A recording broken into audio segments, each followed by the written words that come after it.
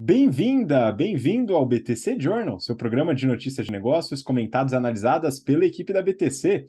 Meu nome é Gustavo Habib, eu sou instrutor de negociação e comunicação, e no episódio de hoje é dia 25 de agosto de 2022, falaremos sobre resultados e investimentos da Afya. Vamos falar sobre o varejo, o novo CEO da Americanas e as consequências dessa mudança, Camil adquirindo a Mabel e com o licenciamento do Todd para cookies. Vamos falar sobre resultados e a conversão da dívida da Restock, que é um movimento que deu certo aí para a Restock. E depois a gente vai passar a falar sobre competição. Vamos falar sobre os problemas na Cineworld, falaremos sobre resultados do Itaú e competição no mercado, Rappi versus iFood, a briga que foi ao CAD, e também a gente vai comentar um pouquinho sobre o CAD e o mercado de cervejas. E para me acompanhar nessa grande jornada do episódio de hoje, estou aqui com a Mayara Rocon, nossa instrutora de estratégia e marketing da BTC. Oi, Má, tudo bem?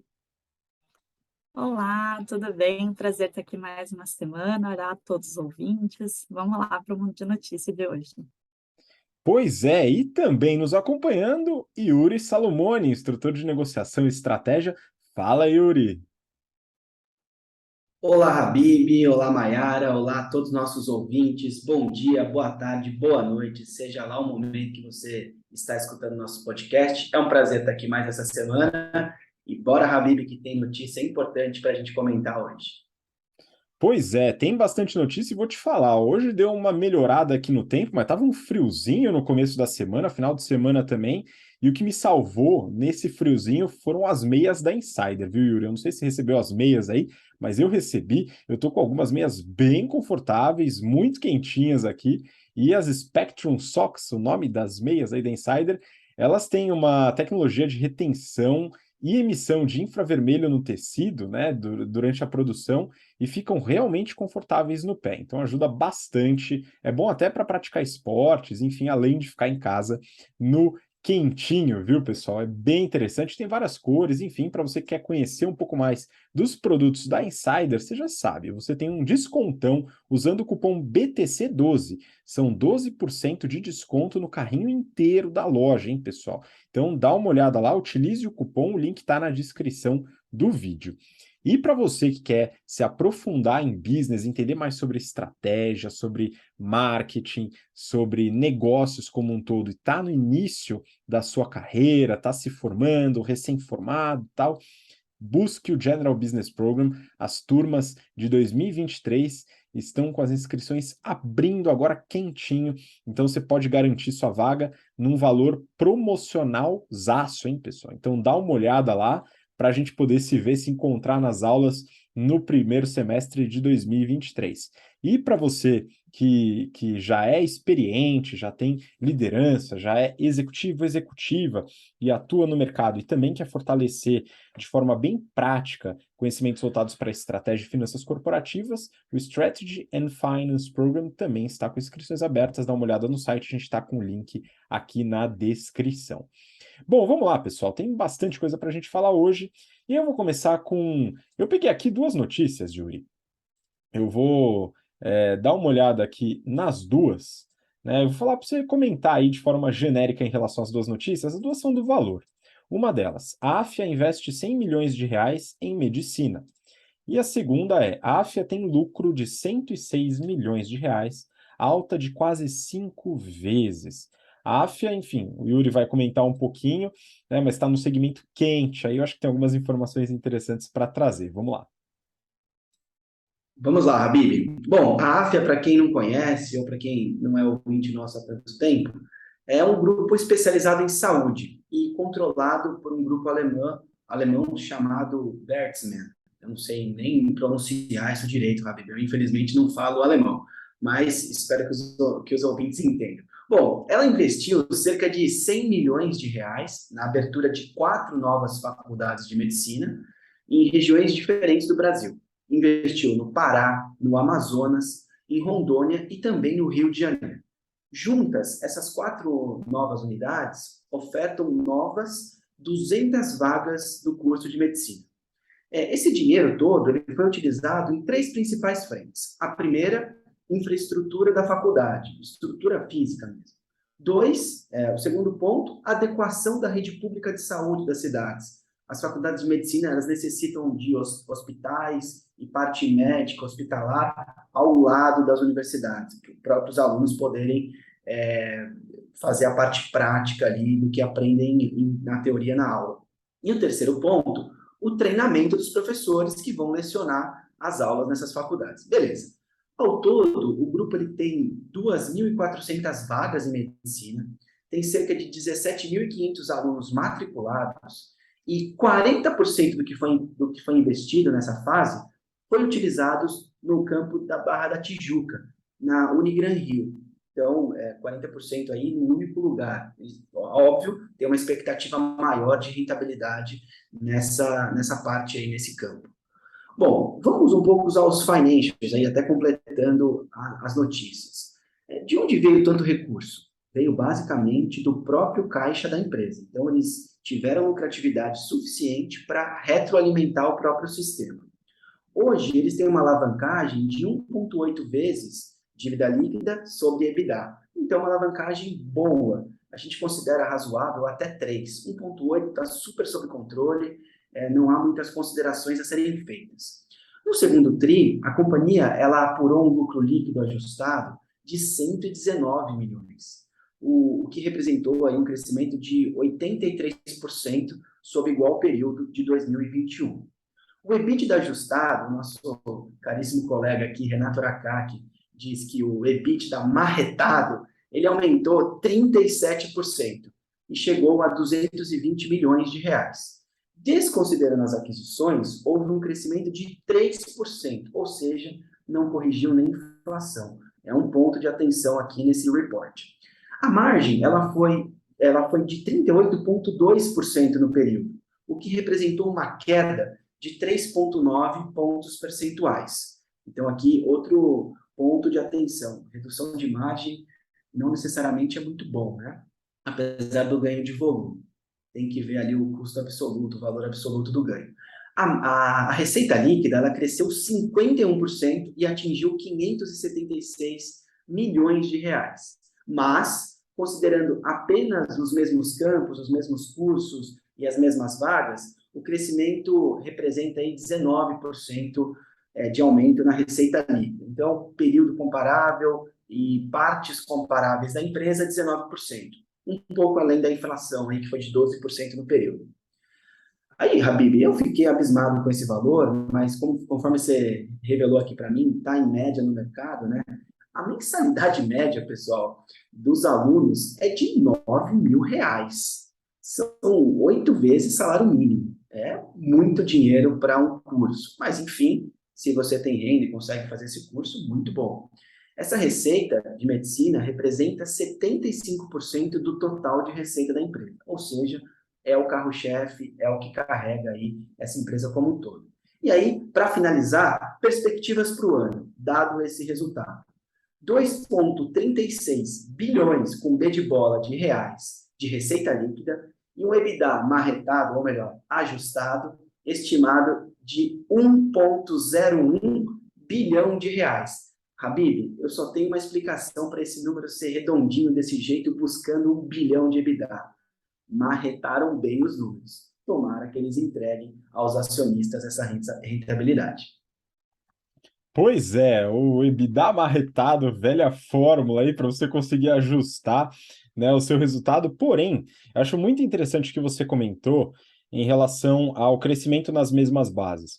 Claro, a estratégia da Afya é uma estratégia de aquisições. Ela fez o IPO, juntou uma grana muito forte em relação a isso, e também vem gerando caixa, possibilitando esse crescimento via aquisição. Mas a gente tem que analisar nas mesmas bases também. Isso a gente faz também no varejo, com Same Store Sales, o mercado do Yuri, né, que é o Same Hotel Sales, ou alguma coisa assim, não é?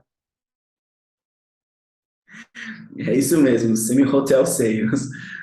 Boa, então a gente vai analisando, mas são formas interessantes da gente analisar as mesmas bases. E em relação ao ticket médio, você falou dos 9 mil reais a mensalidade de medicina? Pois é, Yuri. Quando a gente analisa, por exemplo, Ânima Educação, que é uma empresa de capital aberto aqui no Brasil, um dos maiores grupos de educação, e a Widux também aqui no Brasil, Ambas têm a parte de medicina, ambas fizeram um spin-off da parte de medicina, que era um movimento que antecipamos aqui no BTC Journal, e tem ticket médio que é muito semelhante, 8, 9 mil reais. Então, uma mensalidade, né, pessoal, que você tem que juntar um dinheirinho bom aí para poder pagar essa mensalidade para as próximas gerações, hein? Então, fiquem atentos, vocês que têm essa visão, eu quero que meu filho, minha filha faça medicina, se for numa particular, vai preparando o bolso aí que o negócio não tá tranquilo, viu, gente? Mas é isso, tá? O valor é esse hoje em dia. E para quem quiser saber mais sobre esse mercado também, dá uma olhada no histórico, onde a gente analisa tanto a Anima como a Ydux. Beleza? E também a gente fala da Cogna, que não tem, mas começou a entrar nesse mercado, agora vendo que o filé é muito bom, porque as margens são gigantescas. Enfim, vamos passar para a próxima notícia. Aqui a gente vai falar um pouquinho sobre varejo. Essa daqui é do Pipeline do Valor, que é um outro sitezinho aqui do Valor, umas notícias até um pouco mais diretas, né?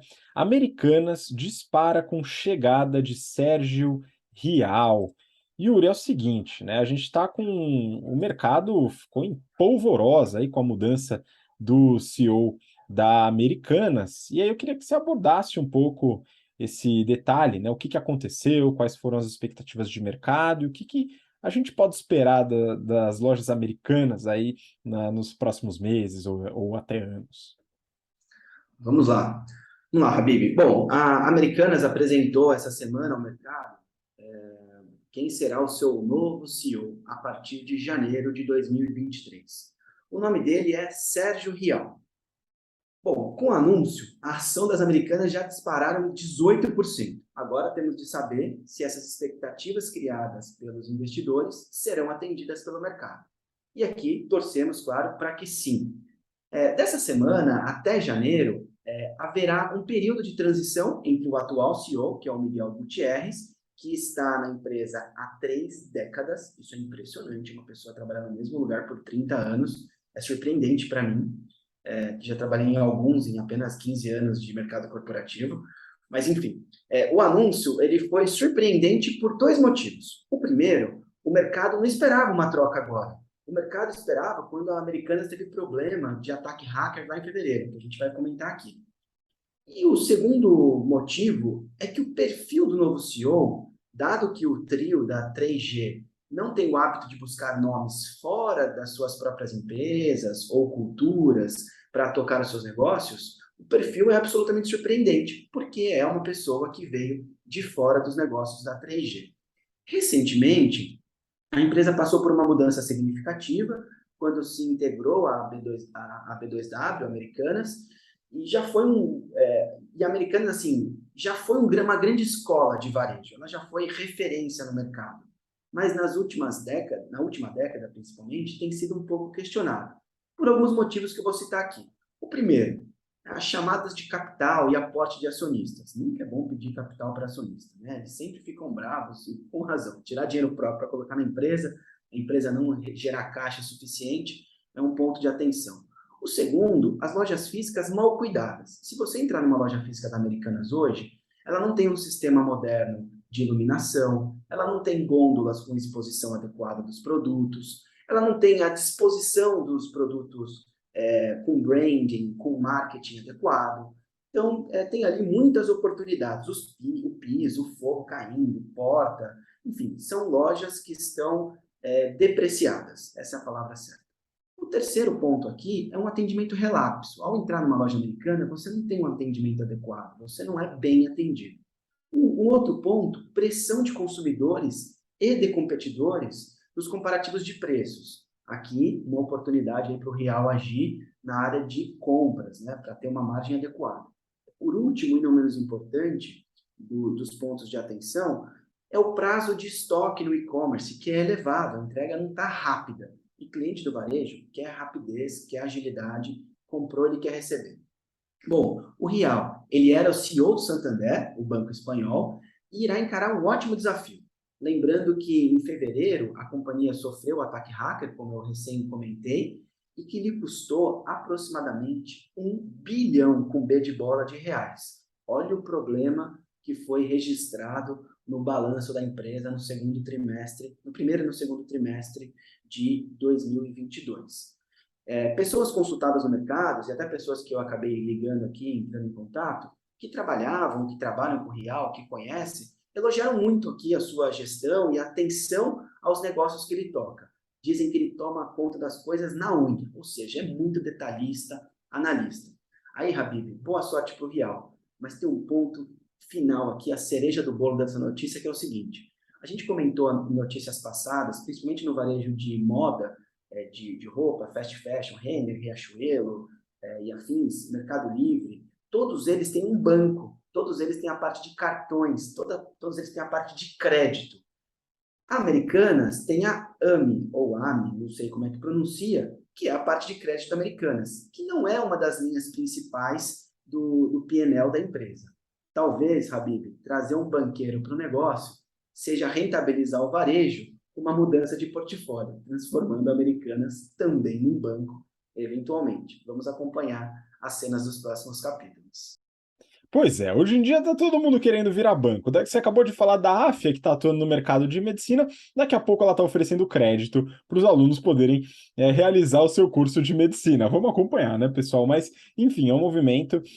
De fato, as lojas americanas muitas vezes pecam pela falta de tecnologia nas lojas, a evolução do varejo, tanto na experiência do cliente como nas operações, é importante que sejam desenvolvidas, né? Vamos acompanhar, né? As americanas já foram as responsáveis por tirar o meu prazer de ir numa blockbuster, né, pessoal? Então, ela e o Netflix, né, de certa forma, mas vamos lá, as lojas são interessantes, né? Enfim, tem uma diversidade muito grande no portfólio e atendem a um público bastante abrangente, né? Então vamos acompanhar, ver o que Sérgio Rial vai fazer, né? O que ele vai mudar, quais serão as ações a partir então de janeiro de 2023.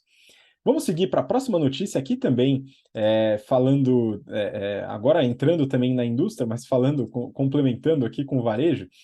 Eu peguei duas notícias que eu quero que a Mayara comente aqui para gente. Essa é do Brasil Journal. Camil entra em biscoitos com Mabel e Toddy. E a outra é do Valor. A pechincha da Camil. Menos de 200 milhões de reais para levar a Mabel. Pois é, Ma, eu vou te falar uma coisa. Eu tenho um fraco por cookies. De fato, eu adoro cookies. Enfim, será que a Camil vai continuar trazendo cookies de qualidade para mim, né, no mercado? Conta um pouquinho da notícia, fala um pouco desse deal e também de como atua a Mabel hoje. Boa, vamos lá, né? Então, a Mabel mesmo, quando eu comentava com as pessoas sobre a marca, todo mundo falava, não sei se eu conheço. Eu falava, não, é da rosquinha. Aí você já pensa na rosquinha, né? Ela é líder no Brasil nessa categoria e ela ficou bem forte, realmente, né? Mas sim, né? Vamos continuar podendo comprar os cookies da Toddy, que é de excelente qualidade, by the way. Quem nunca provou, fica aí a dica, que é muito bom. E eles vão continuar produzindo, mas vamos entender aqui o que aconteceu, né? Indo lá no começo da Mabel, ela foi fundada em 53 e lá em 2011 ela foi comprada pela PepsiCo. Na época ela estava com um faturamento ali em torno de 450, 480 milhões de reais por ano e a PepsiCo comprou ela por 800 milhões de reais. Mas agora diz que ela andou meio de lado aí no faturamento, não aumentou muito, a marca acabou ficando com uma cara negativa de tradicional, sem inovações, né? Então a PepsiCo não conseguiu colher muitos frutos dessa aquisição e pior de tudo, a margem EBITDA estava negativa. Então assim, se o EBITDA estava negativo, imagina o resto, né? E aí a Camil foi lá, comprou a Mabel por 200 milhões de reais. Então aí caiu mais de 4 vezes, na verdade, um pouco menos de 200 milhões, eles falaram, né? Mas bem, né? O que então a Mabel está comprando? Desculpa, a Camil está comprando. Não só a marca Mabel, mas também as marcas Doce Vida, Mirabel, Elbis e Pavesino, que são já do portfólio da Mabel, né? E assim a Camil consegue entrar no segmento de biscoitos, né? Que ela não atuava. Aí esse deal inclui duas fábricas que a Mabel tem, uma em Goiás, outra em Sergipe, e também a linha de cookies, que hoje está na fábrica da PepsiCo de São Paulo, mas vai ser transferida para a fábrica da Mabel de Sergipe. E aí, para eles poderem continuar, né, vendendo do jeito que está, pelo menos agora no Deal, e ter um tempo para fazer uma transição de marca ou lançar outra marca que vá substituir a Toddy, né, pelos próximos 10 anos eles podem continuar usando. Então, fizeram esse acordo de licenciamento já. O segmento de cookies no Brasil ele é muito pequenininho, principalmente quando a gente compara com os outros segmentos de biscoitos, né? Mas, querendo ou não, Toddy é uma marca icônica no Brasil, 98% dos brasileiros têm recall dessa marca, então assim, praticamente todo mundo conhece, obviamente, e o Toddy dentro da categoria de cookies já é a segunda maior marca, né? Então, é legal que eles conseguiram continuar isso para pelo menos se adaptar para vender uma marca própria deles depois. Interessante aqui também, que a Camil cita, é que as fábricas da Mabel estão com mais ou menos 50% de ociosidade. Ou seja, né, você consegue praticamente dobrar ali a produção sem precisar fazer investimentos adicionais, e aí, né, já de cara, eles veem uma oportunidade de poder dobrar a receita para poder incrementar ali, né, a receita da Camil como um todo e o portfólio, né? E assim, essa notícia, claro que é interessante ver, mas não é uma surpresa. A gente já falou das aquisições da Camil aqui antes, né? Então, ano passado, eles gastaram mais de 800 milhões de reais em M&As. Eles entraram na categoria de café, comprando Marque Seleto, na categoria de massas, com a Santa Amália, que até eu mesma comentei aqui quando eles fizeram essa compra, e também fruta seca, semente, molho, azeite, com a compra da uruguaia Silco. Então, está em linha com o que eles estavam fazendo antes, né, de tentar expandir o portfólio. Eles já conseguiram reduzir a participação de arroz, de feijão em 35%, então já um portfólio bem diversificado e com categorias, né, sempre comprando categorias que tragam incremento de margem. Então, essa compra de biscoitos já traz uma margem média melhor do que a margem média que eles têm atualmente no portfólio. E se a gente falar especificamente de cookies, a margem é ainda maior do que a média da Mabel. E aí é legal também pelo lado de Mabel entrando, porque agora eles conseguem utilizar a força de distribuição da Camil, e talvez uma expertise diferente da PepsiCo, né? Então a PepsiCo tem uma expertise um pouco mais premium e a Camil um pouco mais massificado. Então talvez se encaixe um pouco melhor com o portfólio que a Mabel tem e ela possa realmente crescer, né? Ou topar essas fábricas que estão ansiosas. E aí a Camil vai fazer essa aquisição totalmente com caixa e continua com fôlego e com vontade de novas aquisições. Então, eles falaram que vão continuar procurando M&As com expansão de portfólio, expansão geográfica, que eles estão com uma alavancagem bem controladinha ali, então daria até para aumentar um pouquinho, mas que a intenção deles é que, se precisar, eles também diluam um pouco os controladores que estão dispostos a isso para continuar essa onda de aquisições. Então, vamos ver aí. Espero pelo sucesso da Camil, espero que não fique tipo uma hipermarcas, né, que foi comprando, comprando, comprando e não conseguiu gerenciar isso direito, né? Então a receita subiu, o lucro, né, andou de lado, a margem caiu. Então é importante que eles absorvam isso devagarzinho, façam realmente uma integração e consigam ter sinergia com esse incremento de portfólio, não simplesmente aumente o volume, né? Mas acredito nisso, tem acontecido bem, eles têm mostrado competência e o mercado também gostou quando eles anunciaram essa compra, as ações deles deram uma subidinha. Muito bom, o ponto da sinergia é algo muito importante. A gente vê isso em vários mercados, já comentamos aqui sobre diversas aquisições onde a sinergia acaba sendo um grande desafio. Não é apenas comprar a marca, pegar os produtos e vender aquela divisão dos produtos, né? É trabalhar realmente para que a empresa consiga reunir todas essas marcas dentro de uma mesma estratégia. O exemplo da Hipermarcas, hoje Hypera, né? Então, foi um caso emblemático aí de uma quantidade de aquisições onde a sinergia era um pouco mais complexa, né? Enfim, vamos lá. Próxima notícia eu peguei do Brasil Journal.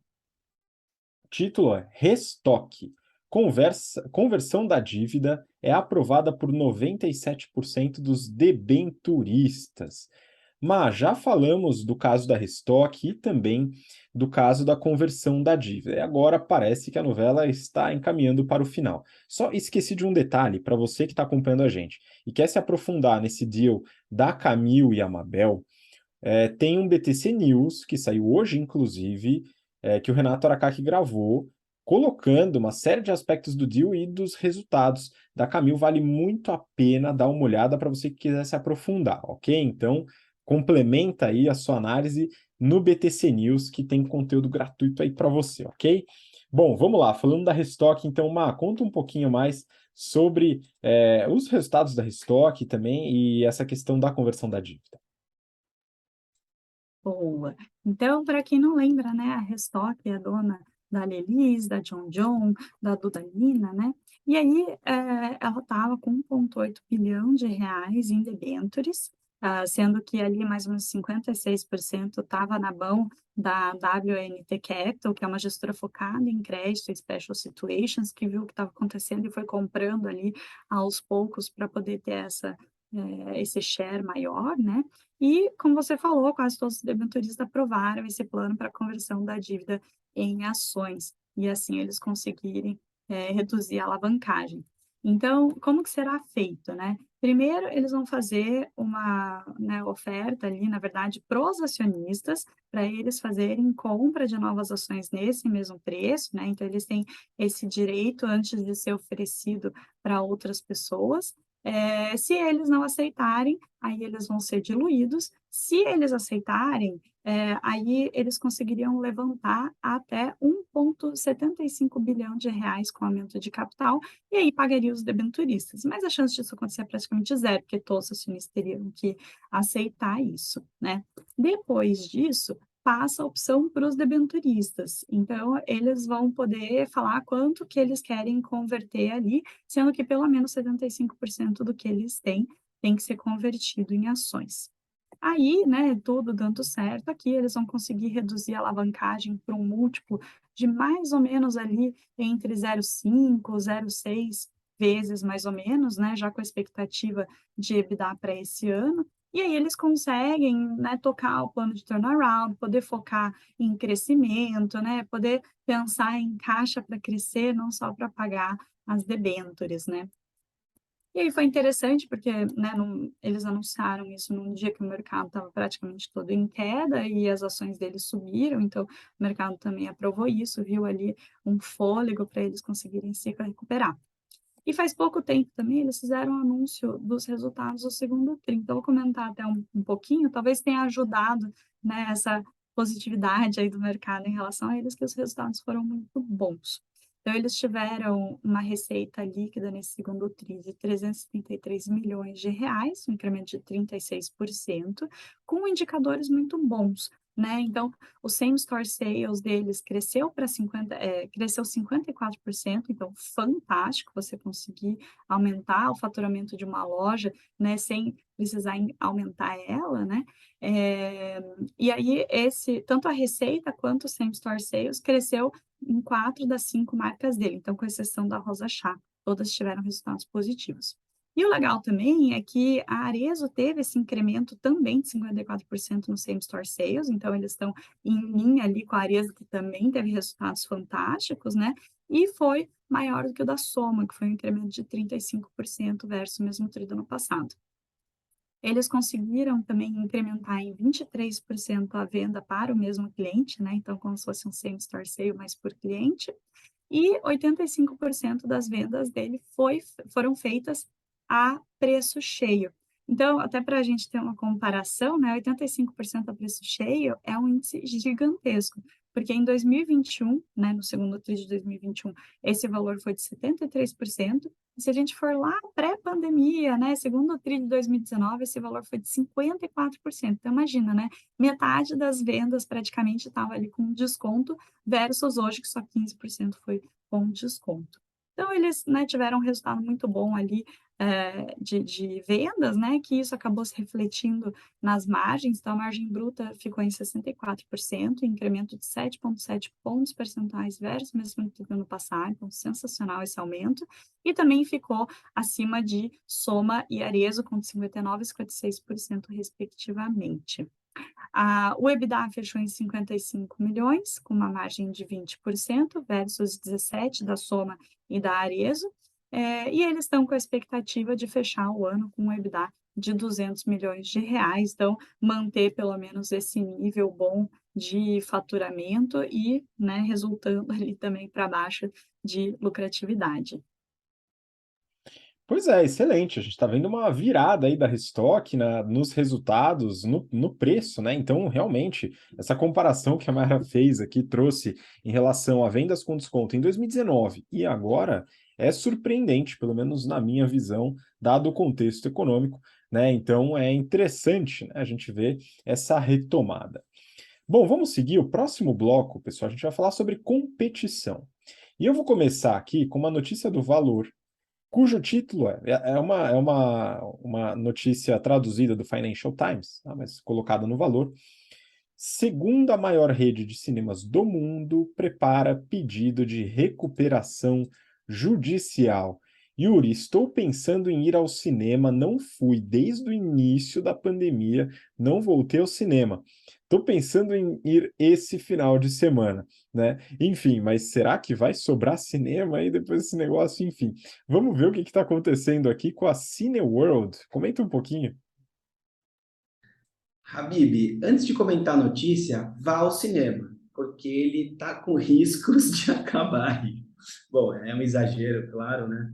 Mas muitas empresas do mercado cinematográfico têm sofrido dado a pandemia. Já estava ruim antes, mas a pandemia deu aquela potencializada no problema.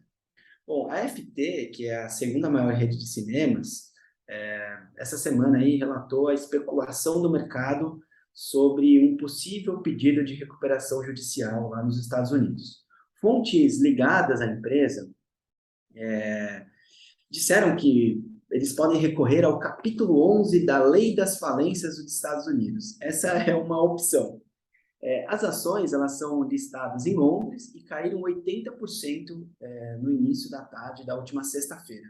E esse ano ela já acumulou uma queda de 90%, ou seja, está de fato com um problema aí nas mãos, ou nas telas nesse caso. Ao fim ali de dezembro de 2021, o endividamento líquido ele somava 4,9 bilhões de dólares. O seu valor atual de mercado é cerca de 240 milhões, com M de Maria, de dólares. Então, uma empresa que está com uma alavancagem significativa. A empresa hoje conta com 751 salas de cinema, Habib, tomara que você, enfim, vá em alguma delas, mas eu sou uma pessoa que não fui ao cinema desde que a pandemia começou, não voltei a lugares fechados, eu tenho evitado, ainda, sei lá, está na minha cabeça que não refleti sobre cinemas, por exemplo, ao estudar que eu me deparei e falei, nossa, eu não fui ao cinema depois. Bom, eles disseram, a FT disse aos investidores que procuram uma solução para desalavancagem. Procuram liquidez adicional, claro, isso poderá causar aí uma diluição bastante significativa do preço das ações pelos atuais acionistas. E aí, quais são os pontos que impactam? Primeiro, os cinemas eles ficaram fechados por todo o período de restrições causadas pelo Covid e, além disso, retornaram abaixo da expectativa. Eu e você, Habib, aqui, frequentadores de cinemas, não voltamos. A Mai, eu não sei se ela frequenta cinema ou frequentava. Mai, você voltou aí às telas? Como é que tá isso? Nossa, eu sou apaixonada por cinema. Teve épocas da minha vida que eu ia, no mínimo, uma vez por semana no cinema. Mas, nossa, desde o começo da pandemia, eu fui acho que 3 vezes para ver só os lançamentos da Marvel. Olha que, assim, aqui, né, 3 pessoas só, espaço amostral pequeno, mas 100% de pessoas que não voltaram a ir ao cinema, pessoas que gostam, que admiram e que, enfim, tem como lazer ir ao cinema. Problema, esse é um dos que impacta. O segundo problema é que, dado o período de distanciamento social e afins, haverá uma lista limitada de filmes a serem lançados nos próximos meses. Porque, assim como o cinema fechou, as produções também pararam, o dinheiro estava restrito, o crédito ficou caro. Todos esses problemas impactaram a indústria da cinematografia. Bom, a Cineworld ela evitou a falência por 2 vezes desde o começo da pandemia, mas eu acho que da terceira não passa, Habib. E como benchmark, recentemente, a sua concorrente, a Vue, ela fez um swap de dívida por capital que elas deviam aos credores que tinham, e esses credores assumiram o controle da companhia. Bom, eu não sei quais são as cenas dos próximos capítulos, ou as cenas dos próximos filmes, mas, Habib, eu acredito que os credores vão assumir o controle desta empresa. Talvez seja a última saída. Pois é, né, a situação não está fácil. A gente tem um cenário competitivo muito curioso quando a gente fala de cinema, que se deve também ao mercado de streaming.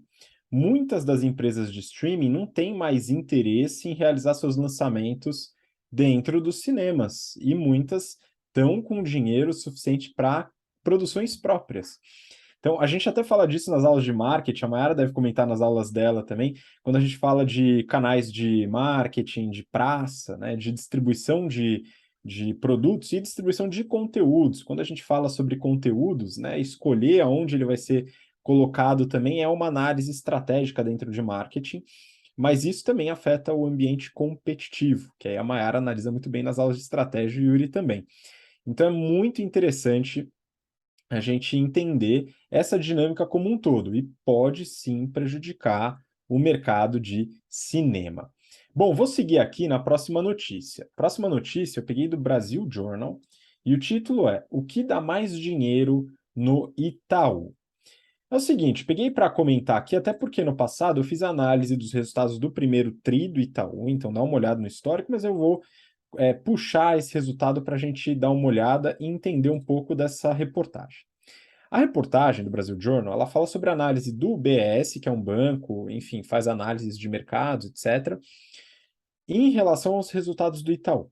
Segundo a reportagem, eu não li a análise do UBS, eu não tenho acesso a esse relatório, mas a reportagem, né, que teve acesso, então ela comentou: os analistas destrincharam os resultados e encontraram o seguinte: o banco de varejo sofre com um retorno reduzindo, e o banco de atacado tem forte aumento do retorno, segundo o resultado gerencial. O que é o banco de varejo? Banco de varejo é o banco que atende a um público de massa, vamos dizer assim. A gente está falando aqui de conta corrente, cartão de crédito, os investimentos do público geral, as pequenas empresas, financiamento imobiliário, financiamento de veículos, crédito consignado, etc. Serviços, seguros, etc. também para as pessoas, pequenas empresas. E o banco de atacado, ele engloba as atividades do Itaú BBA, que funciona tanto como enfim, gestão de crédito, dívidas para grandes empresas, empresas gigantes, elabora processos de IPO, a parte de equity, de capital das empresas, trabalha também com a parte de private banking, com pessoas que têm muito dinheiro, né, um patrimônio muito elevado, e a parte de asset management, que é a gestão dos ativos do banco. Isso fica no banco de atacado. E aí o UBS fez essa análise, né, que tem essa diferença entre o varejo e o atacado está segurando o resultado de certa forma. E por quê? Qual seria a causa? Seria o que eles chamam de cost of risk, ou custo do risco, na verdade o risco de inadimplência dos tomadores de crédito, basicamente. E também colocam que o impacto da concorrência para cartões de crédito e conta corrente, que são itens relevantes dentro do varejo. Eu dei uma olhada no resultado, e eu vou compartilhar com vocês um pouco do que rolou no Itaú, os resultados mesmo, e um pouco da minha impressão, e por que eu concordo em partes com a análise do UBS e não concordo integralmente, principalmente no que tange o aspecto da concorrência. O resultado do Itaú faz uma comparação que eu usei aqui entre o primeiro TRI de 22 e o segundo TRI de 22. Então pensem que só tem 3 meses aí de lead time entre um resultado e outro.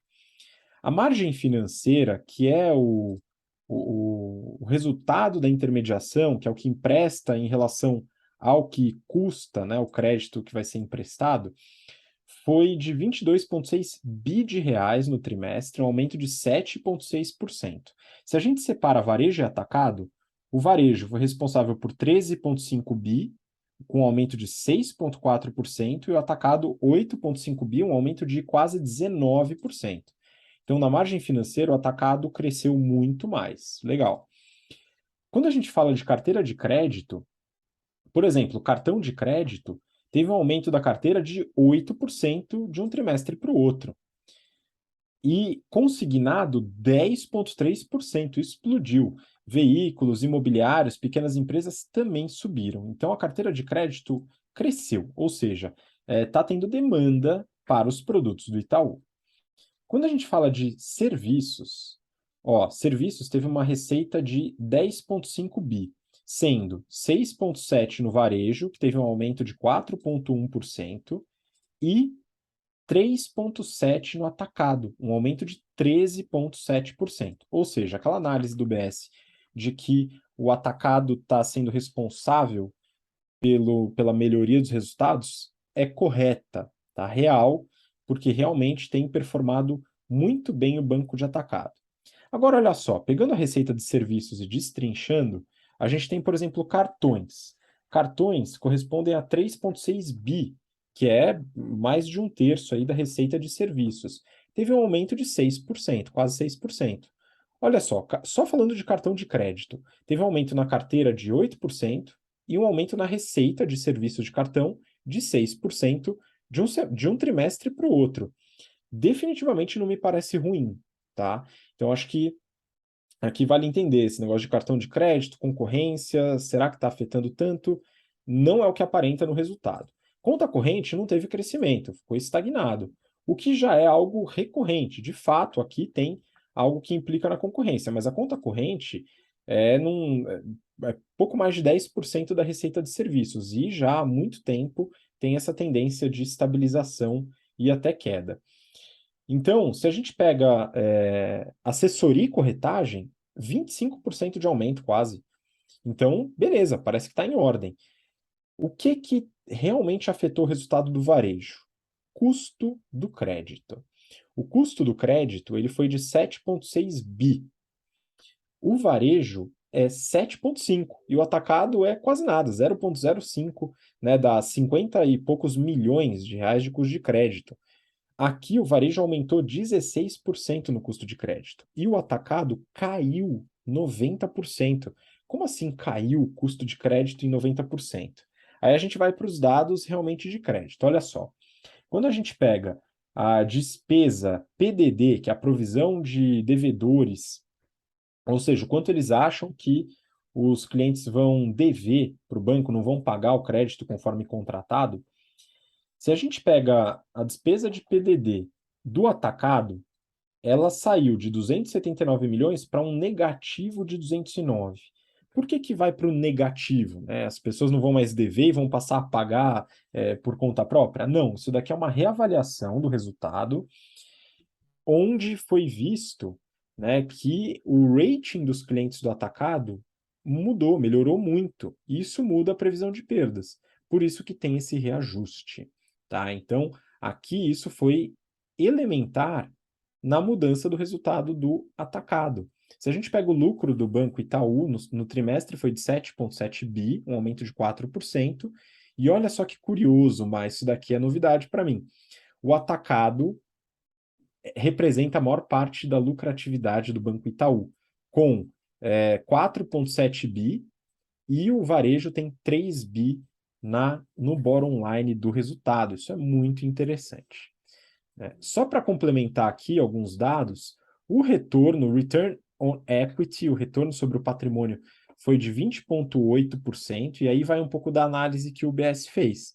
O varejo só subiu, o retorno foi de 16,5%, teve uma queda de 1,6 pontos percentuais.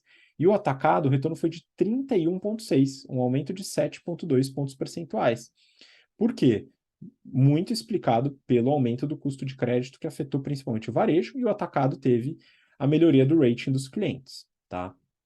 Então, qual que é a ideia aqui? A questão é, de fato, o custo de crédito ele afetou esse resultado e mostrou essa diferença entre banco de atacado e banco de varejo. O banco de atacado cresceu muito mais e foi representante da maior parte do lucro do Banco Itaú. Agora, a questão da concorrência e da dificuldade no mercado de cartão de crédito e conta corrente tudo bem, até aceito, mas cartão de crédito, o Itaú cresceu bastante, tanto no crédito como na receita de serviço de cartão de crédito. Então, falar que Nubank, C6 estão machucando o Itaú é forçar muito a barra, na minha opinião. né? Agora, em relação ao atacado, tem concorrência. Por exemplo, a XP é um grande concorrente no banco de atacado. Nubank, C6, esses bancos digitais não têm a divisão de banco de atacado, tá? Então não machuca.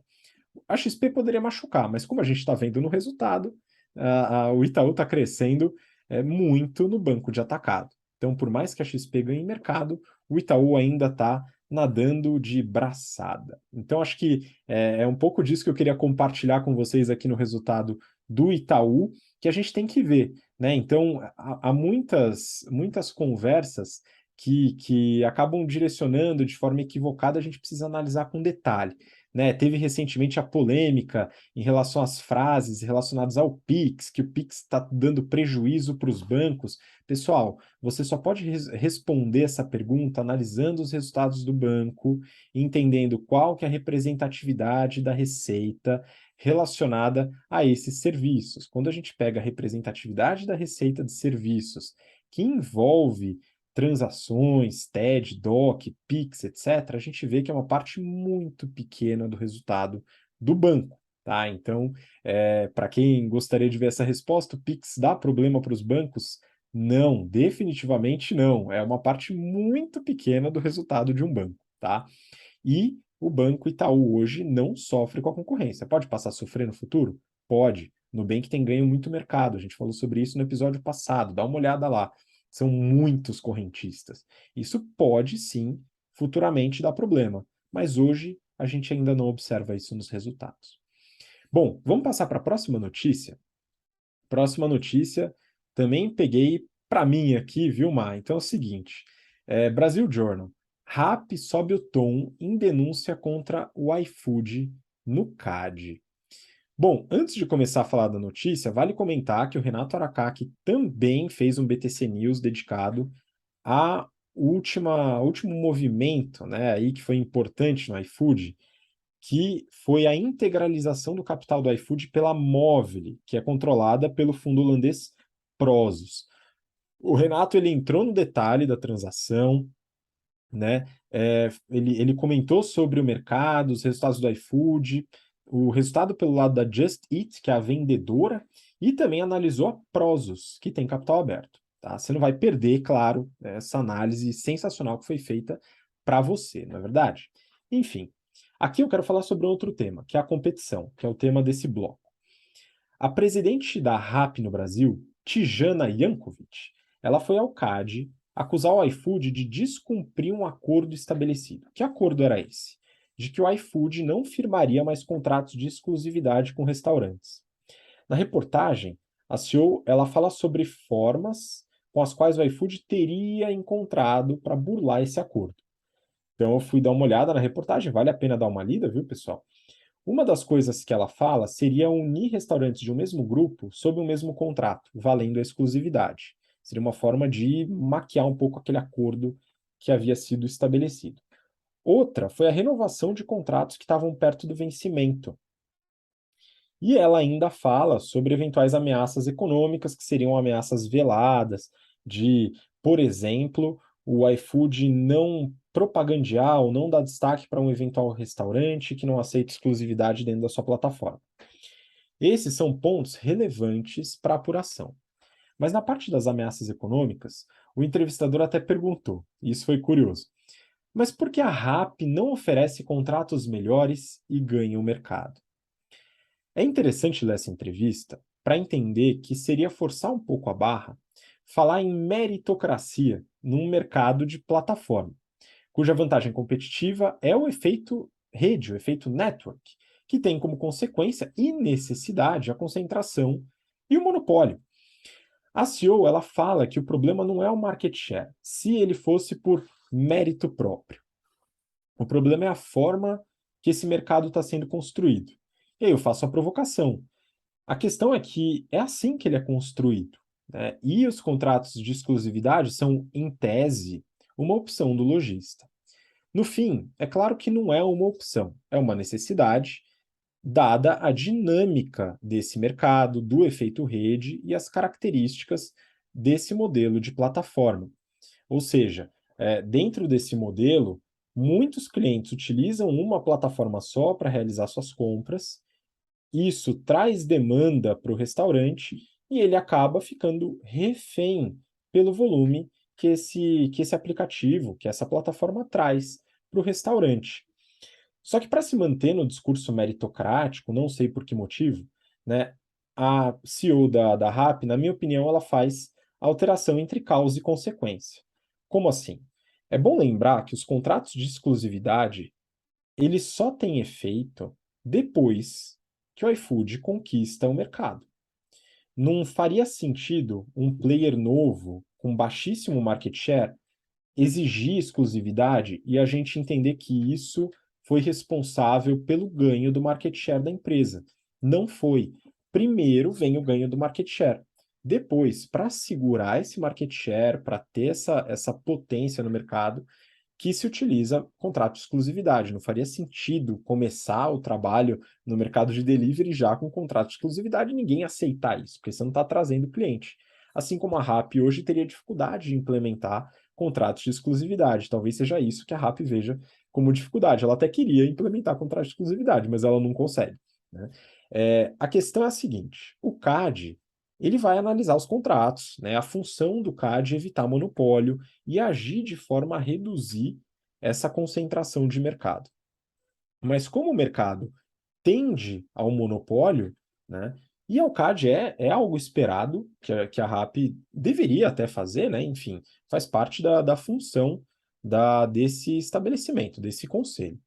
Agora, pensar que a ação do CAD vai possibilitar o crescimento da RAP e o ganho do market share já é um pulo muito grande, né? De novo, a característica do mercado é concentração. Nada nos diz que algo vai inverter, pelo menos no curto prazo, para o lado da RAP, e não é a ação do CAD que vai de fato abrir esse caminho, tá? São outras coisas. Eventualmente o CAD pode contribuir, né, na não manutenção forçada de um eventual monopólio, de uma concentração muito alta de mercado, mas para colher o market share do iFood, são outras coisas que a RAP precisaria fazer. Então a gente vai acompanhar o movimento desse mercado, muito provavelmente vai precisar de mais cupom, vai precisar de mais capital injetado para poder trazer clientes de uma forma também forçada, só que aí financeiramente forçada e não através de um contrato, e melhorar a experiência do usuário. Enfim, então são alguns pontos que eu queria compartilhar. E aí, para finalizar o BTC Journal, eu queria manter no assunto CAD, tá? E eu acho que tem uma notícia aqui interessante. Valor econômico. CAD apura exclusividade na venda de cerveja. Então é o seguinte, eu comentei aqui sobre o mercado de marketplace, de plataformas, onde a concentração de mercado é algo inerente ao modelo de negócio. Porém, no varejo de cerveja, não necessariamente. Mesmo assim, temos problemas de exclusividade. Então, compartilhe um pouco o que está acontecendo no mercado de cerveja. Exato, né? Então não é de hoje que isso acontece, já faz um tempinho que existe concentração de mercado e contrato de exclusividade, concorrente reclamando, né? E agora, né, entra mais um capítulo aí.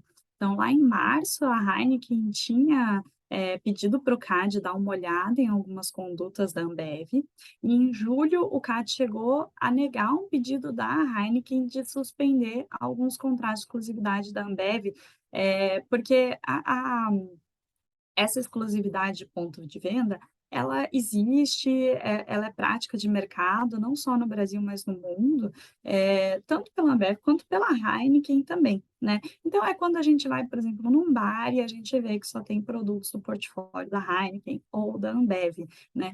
E só que aí a Ambev está reclamando agora, porque a Heineken ela está indo, desculpa, a Heineken está reclamando porque a Ambev está indo longe demais nessas contratos de exclusividade, principalmente considerando os pontos premium, né? E aí foi isso que ela estava reclamando com o CAD. Agora o CAD negou em julho e a Ambev recorreu.